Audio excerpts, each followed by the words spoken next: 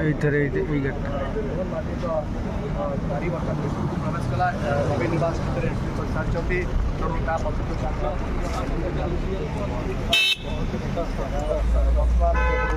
ଶପଥ ନେବା ପାଇଁ ଯାଉଛନ୍ତି ମୋହନ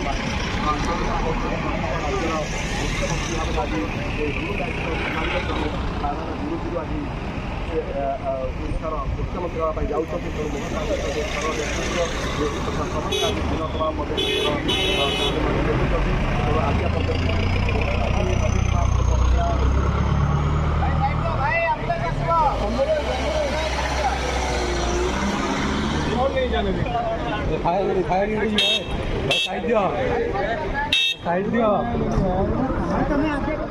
भावी मुख्यमंत्री श्रीजुक्त मोहन माझी नवीन निवास रे पूर्वतन मुख्यमंत्री श्री नवीन पट्टनायक को आजिर शपथ ग्रहण समारोह रे जोग देबाकू अनुरोध करने सह तांको आशीर्वाद कामना करिसेंती।